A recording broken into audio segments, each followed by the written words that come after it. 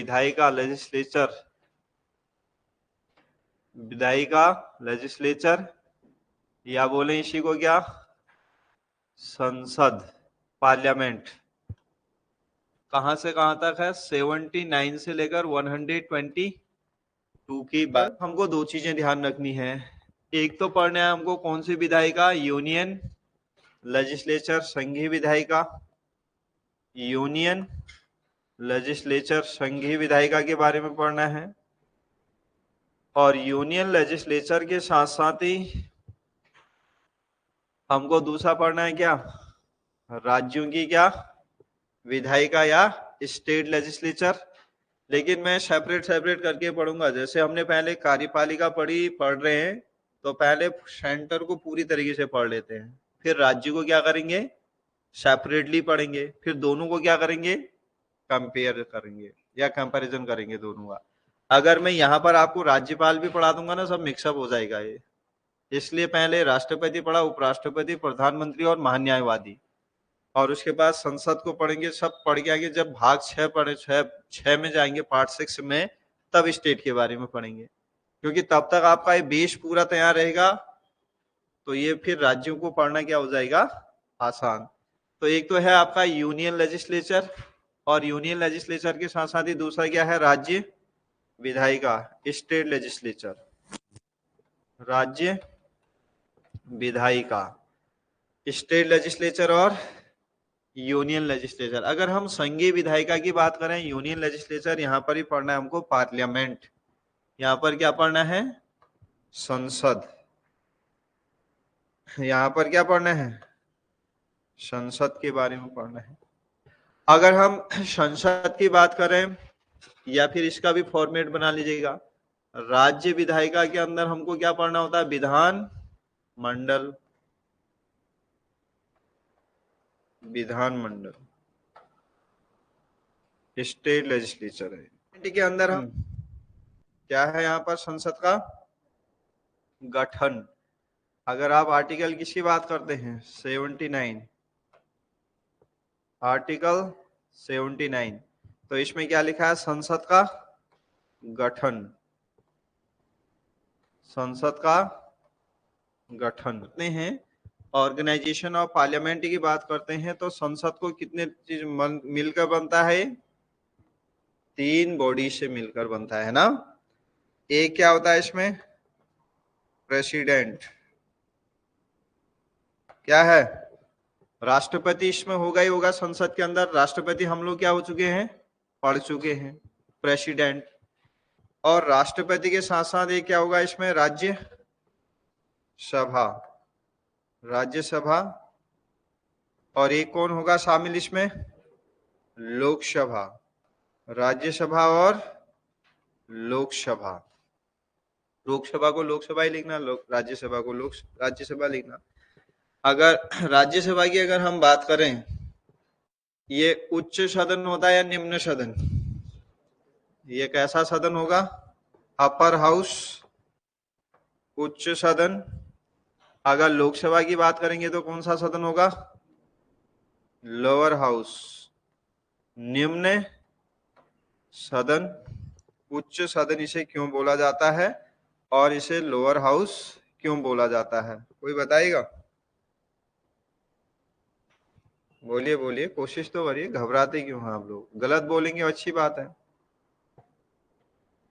ये पढ़े लिखे लोग ज्यादा होते हैं, किसने कहा इसमें ज्यादा पढ़े लिखे लोग हैं इसलिए उच्च सदन हो गया। इसमें अप्रत्यक्ष निर्वाचन होता है, इसका विघटन नहीं हो सकता। देख रहे बहुत सारे पॉइंट आ गए। और क्या हो सकता है,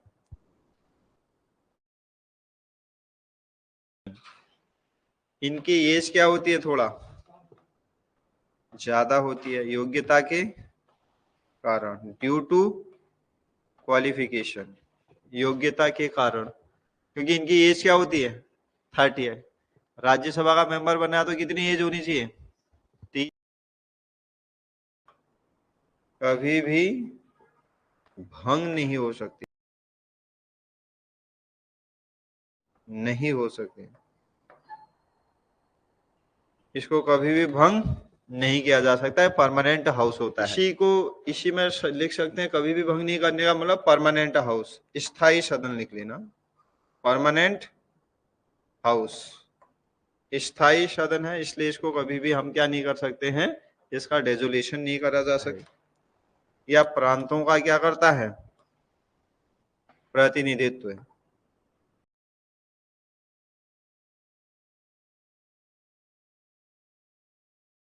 प्रतिनिधित्व है। आप इसको लोअर हाउस क्यों कहते हैं, इसके बारे में भी 2-3 बातें जान जाइए। ये छोटी छोटी बातें आपको होना चाहिए। अब एग्जाम में भी कई बार इतने सिंपल क्वेश्चन बोलता है, इनमें से कौन सा उच्च सदन है बोल देता है, इसमें से कौन सा, उसमें लोकसभा राज्यसभा होता है, व्यक्ति कंफ्यूज हो जाता है कौन उच्च सदन है और कौन निम्न सदन है करके। डेजोलेशन, विघटन किया जा सकता है, इसको समाप्त किया जा सकता है। क्या ना, जनता का हित ज्यादा कौन करेगा, लोकसभा, क्योंकि ये डायरेक्ट इलेक्टेड मेंबर है, और राज्यसभा क्या है, डायरेक्टली इलेक्टेड नहीं होती है, इसलिए वो जनता का प्रतिनिधित्व करके किसका करती है, राज्यों का प्रतिनिधित्व, लिखा है ना प्रांतों का प्रतिनिधित्व, ये किसका कर रहा है, जनता का प्रतिनिधित्व कर रहा है। डायरेक्टली जनता क्या करती है इसको, यानी कि इलेक्ट करती है। आप देखना 2024 में क्या होने वाले हैं, आप लोग वोट देंगे, देखना अपना मन चाहे क्या कर सकते हैं, एमपीज को क्या कर सकते हैं, चुनने का अधिकार है। और इसमें नहीं है, आपको राज्यसभा की सांसद को हम नहीं चुनते हैं, हम उनको कैसे चुनते हैं आगे बताऊंगा आपको। तो इसको भंग किया जा सकता है, और इसके पास पावर भी कैसी है राज्यसभा की तुलना में, राज्यसभा को कुछ ही मामलों में पावर है ज्यादा, अधिकतर मामलों में सारी पावर किसके पास है, कोई भी व्यक्ति किस सदन का सदस्य बनना चाहता है, लोकसभा का। भाई पावर के लिए तो सारा मामला हो रहा है, सारा मामला कहां पर है, काम तो हम बिना उसके भी कर सकते हैं ना, एक साधारण व्यक्ति बनके, लेकिन वो काम कर पाएंगे व्यक्ति। दुनिया किसके पीछे भाग रही है, पावर, सुपर पावर के पीछे भाग रही है। जिस दिन व्यक्ति पावर में हाथ में आ जाएगी, आप देखना सबके मन में ऐसा ही होगा कि गवर्नमेंट जॉब करने के बाद हम समाज का क्या करेंगे। तो ऐसे नहीं कर सकते हैं क्या, ऐसे भी तो कर सकते हैं ना। हर चीज के पीछे, इसलिए तो बोला जाता है हर चीज के पीछे स्वार्थ छुपा है, हर चीज के पीछे क्या छुपा है। अब हम ऐसे भी तो कर सकते हैं, बिना गवर्नमेंट जॉब में जाए भी तो जन कल्याण कर सकते हैं ना। पहले खुद का कल्याण होगा तब तो क्या करेंगे, जन कल्याण करेंगे। खुद पता चला भूखे मर गया और पता चला वहां जनता के कल्याण में लगे पड़े। ये नेचर है प्रकृति का, कि हर इंसान के अंदर क्या है, स्वार्थ, सेल्फिशनेस जिसे बोलते हैं। जब तक स्वार्थ पूरा नहीं होगा कैसे काम होगा बताइए। अब यहाँ अगर ये मान लिया सांसद बना है, तो उसके अपने जितने भी चीजें हैं सब कुछ पूरी हो जाएंगे, फिर वो जनता के लिए भी काम करेगा। हमको लगता है जनप्रतिनिधि किसके लिए बना है, हमारे लिए बना है। पहले वो क्या करेगा, अपना देखेगा पहले, उसके बाद जा करके। इतना पैसा लुटाते, देख रहे चुनाव में कितना पैसा खर्च होता है। हमको लगता है सब किसके लिए काम करेंगे, हमारे लिए। पहले खुद का अस्तित्व तो बचे। हमको लग रहा है कि कांग्रेस ऐसे अलायंस बनाने में लगी पड़ी है, अभी बना रही है ना सारी पार्टी अलायंस। ये किसके लिए, क्या वैसे नहीं कर सकते क्या, बिना पद पाए हुए कर सकते हैं, लेकिन पहले क्या हो, अस्तित्व तो बचा रहे। अगर अस्तित्व बचा रहेगा तो तभी जाके सब काम होगा। अगर अस्तित्व का जहां खतरा होता है तो वहां पर व्यक्ति क्या करता है, लोग लुभावनी घोषणाएं करता है। तो बीच में मैं एक वीडियो देख रहा था, उस व्यक्ति ने बड़ा अच्छा बोला था कि 4.5 साल लूटो और 5 यानी 6 महीने छूट दो। 4.5 साल तक क्या करो, लूटो, और फिर 6 महीने क्या करो, छूट दो। और जनता क्या होती है, भोली, और जिधर एक ने वोट डाला सब उधर ही वोट डाल देंगे। जनता भोली होती है, जनता बहुत ज्यादा स्वार्थी नहीं होती है। स्वार्थी जो होता है वो क्या होता है, इसीलिए तो विवेकशील व्यक्ति क्या होता है, देश चलाते हैं। और बेवकूफ टाइप के व्यक्ति कौन होते हैं, जो वोट वोट दे रहे होते हैं। जो बुद्धिमान व्यक्ति है वो क्या कर रहा है, देश चला रहा है। और जो बेवकूफ टाइप का व्यक्ति है वो क्या कर रहा है, वोट दे रहा है। लोकतंत्र है, लोकतंत्र में तो ऐसा ही होता है। डेमोक्रेसी में क्या होता है कि भीड़ वोट देती है और जो बुद्धिमान व्यक्ति होता है वो देश चलाता है। आ रही बात समझ में? यह है लोकतंत्र के नियम। आगे बढ़े, इसमें लिखना, ये पता चला आपको कि उच्च सदन और निम्न सदन। ऐसे चीज ना आपसे जैसे इंटरव्यू में पूछा जाता है ऐसे प्रश्नों को। अब जैसे मान लिया आप लोगों ने प्री निकाला, मेंस निकाला, और मेंस निकालने के बाद जरूरी थोड़ी है कि आपको 3-4 महीने में सारा 2 महीने का समय मिलता है, 1.5-2 महीने का रिजल्ट के बाद। उतनी जल्दी इतने सारे सब्जेक्टों पर पकड़ बनाना इतना आसान नहीं है।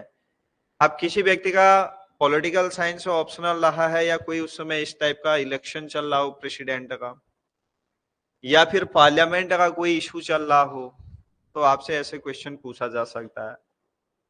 और राष्ट्रपति न तो संसद का हिस्सा है, नहीं अब संसद में बैठता है, न संसद का सदस्य है, फिर भी ये संसद का भाग है, क्यों?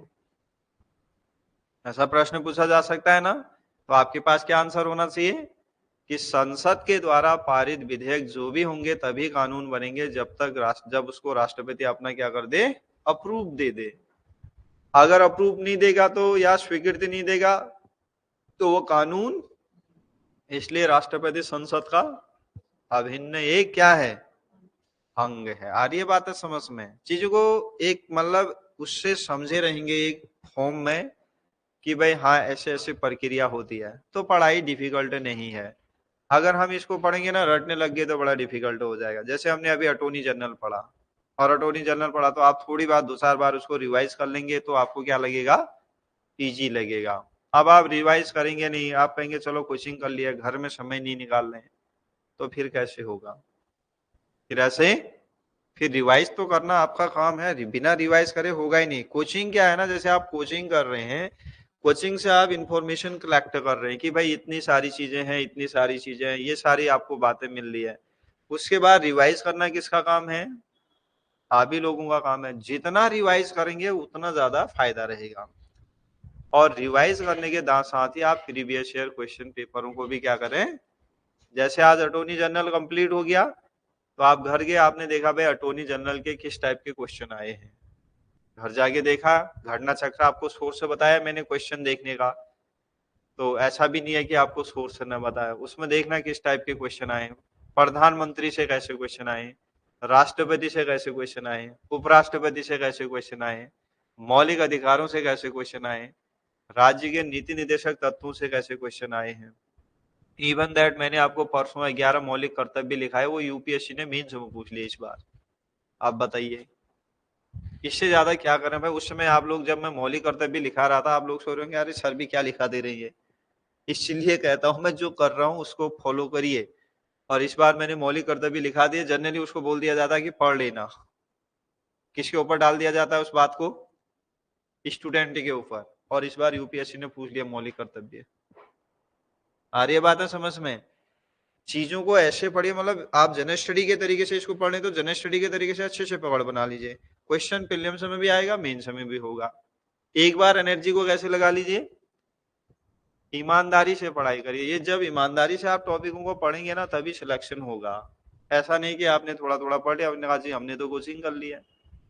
और आप लोगों पर इतने लोगों का भरोसा होता है, सबसे ज्यादा भरोसा तो हमारा है आप लोगों पर, क्योंकि हमारी पहचान कौन है, आप ही लोग है ना। अब जिस तरीके से आप पढ़ रहे हैं, फिर इसको क्या करिए, जैसे क्वेश्चन देख लिए, कैसा पेपर आया, आपके ग्रुप में पेपर भेजा है, उसको देखना कैसे क्वेश्चन आए हैं, और उसके बाद जाकर के अपनी तैयारी को क्या करिए और बेहतर करने की फिर से कोशिश करिए। ऐसा नहीं कि आप पढ़े जा रहे हैं, क्वेश्चन देख नहीं रहे, और क्वेश्चन आंसर का फॉर्मेट पता नहीं चल रहा, कैसे क्वेश्चन पूछ रहा है, तो फिर कैसे काम चलेगा।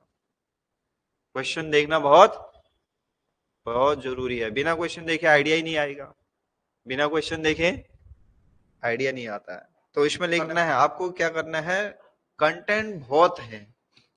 आपको ये सोचना है, जब ये सदन का, जब आपका संसद, लोकसभा, राज्यसभा और राष्ट्रपति से मिलकर बननी है, तो राष्ट्रपति इसका न तो सदस्य होता है, नहीं सदन में बैठता है, तो इसको क्यों रखा गया है।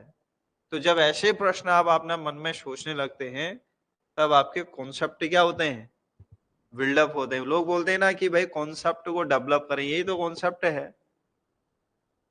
कॉन्सेप्ट डेवलप करो बोलते हैं ना, पढ़ो बोलते हैं, कॉन्सेप्चुअली पढ़ो। किसी से सलाह तो लेते ही होंगे आप, भाई कैसे पढ़ाई करें, क्या करें, कुछ बताओ, क्या बोलते हैं? कंसेप्चुअली पढ़ो बोलते हैं। अब ये कई साल तो इसी में चले जाते हैं, कंसेप्ट है क्या करके, कई साल किस में निकल जाते हैं कि भाई कंसेप्ट है क्या। और कुछ लोग बोलते हैं एनालिटिकल तरीके से पढ़ो। क्या बोलते हैं? एनालिटिकल तरीके से पढ़ो। अब यही समझ में नहीं आता एनालिटिकल तरीका क्या है भाई, यही एनालिटिकल तरीका है, यही कंसेप्ट है फिर, कि जब राष्ट्रपति संसद के किसी सदन का सदस्य है ही नहीं और फिर भी इसको संसद में क्या मिला है, जगह मिली है, संसद का सदस्य है ही नहीं, न सदन में बैठता है, फिर भी क्या है, संसद का भाग है। तो मैंने आपको बताया, पहली कंडीशन तो ये बताया कि भाई लोकसभा या राज्यसभा, लोकसभा राज्यसभा, या फिर आप सिंपल सी बात करें, संसद के द्वारा कोई भी विधेयक पारित होता है और पारित होने के बाद तब तक कानून नहीं बनेगा जब तक राष्ट्रपति उसको क्या न कर दे, स्वीकृति दे दे। इसलिए पहली कंडीशन तो ये। अब जब भी आपने देखा होगा संसद के क्या करता है, सदनों को आहूत भी कौन करता है, संसद के सदनों को आहूत कौन करता है, राष्ट्रपति ही करता है। तभी संसद के जो सत्र चलते हैं आहूत करता है, और लोकसभा को क्या करता है, विघटित करता है, इसका क्या करता है, डिजोल्व करता है। और जब संसद के सत्र न चल रहे हों, ऐसी स्थिति में क्या करता है, अध्यादेश जारी करके ज्वाइंट सिटिंग को क्या कर लेता है, बुलाता है। संयुक्त अधिवेशन भी बुलाता है। 100 अध्यादेश तब जारी करेगा जब संसद विश्रांति काल में है। ज्वाइंट सेशन तब बुलाता है जब दोनों में सदन में क्या हो रहा हो, असहमति हो रही हो बिल को लेकर। कितनी बातें हो गई। अब अगर आपसे कोई पूछेगा जैसे कि राष्ट्रपति न तो संसद का सदस्य है, न ही संसद में बैठता है, तो फिर भी ये संसद का क्या है, भाग है, तो आप क्या बोलेंगे, पहली बात कि लोकसभा और राज्यसभा से पारित कोई भी विधेयक तब तक कानून नहीं बनेगा, या संसद के द्वारा पारित विधेयक तब तक कानून नहीं बनेगा जब तक राष्ट्रपति उसको स्वीकृति न मिल जाए। दूसरी बात क्या है कि ये संसद के सत्र को क्या करता है, आहूत करता है, और लोकसभा का क्या करता है, विघटन भी करता है। और आप क्या करेंगे, जब संसद का सत्र विश्रांति काल में हो, मतलब सेशन न चल रहा हो, कोई कानून बनाने की जरूरत पड़ गई हो, ऐसी स्थिति में अनुच्छेद 123 के माध्यम से अध्यादेश जारी करके क्या करता है, कानून बनाता है, अति आवश्यक कानून की जब जरूरत पड़ जाती है। और इसके साथ साथ आप ये कहेंगे कि भारतीय संविधान के अनुच्छेद 108 के माध्यम से क्या करता है, ज्वाइंट सेशन बुलाता है, संयुक्त अधिवेशन। और संयुक्त अधिवेशन तब बुलाया जाता है जब एक सदन किसी मुद्दे को लेकर सहमत है, दूसरा सदन क्या है, असहमत है, तब वहां पर संयुक्त अधिवेशन बुलाया जाता है। और संयुक्त अधिवेशन की अध्यक्षता कौन करता है, लोकसभा का स्पीकर करता है। और लोकसभा के स्पीकर को यह पावर भी नहीं है भारतीय संविधान के अनुच्छेद 118 के क्लॉज 4 से। आ रही बात समझ में, कोई डाउट? अब आपको आपसे पूछे क्या पढ़ के आए हो, तो आप बोलेंगे जी हमने तो आज क्या पढ़ा, संसद पढ़ी, पार्लियामेंट के बारे में पढ़ के आए। तो आपसे पहला प्रश्न तो ये पूछ सकता है कि संसद का हमारे संविधान में उल्लेख कहाँ है, कहां पर बोलेंगे, आर्टिकल 70। ये आर्टिकल भी कई बार आता है। तो 79 में पार्लियामेंट के बारे में बताया गया। और संसद में कौन कौन भाग लेते हैं, लोकसभा, राज्यसभा और राष्ट्रपति। और ये भी पूछ सकता है राष्ट्रपति क्या लोकसभा का सदस्य होता है या राज्यसभा का या संसद का सदस्य, आपने कहा नहीं होता है। फिर वो ये भी तो पूछ सकता है जब ये है ही नहीं तो संसद का भाग कैसे हो सकता है।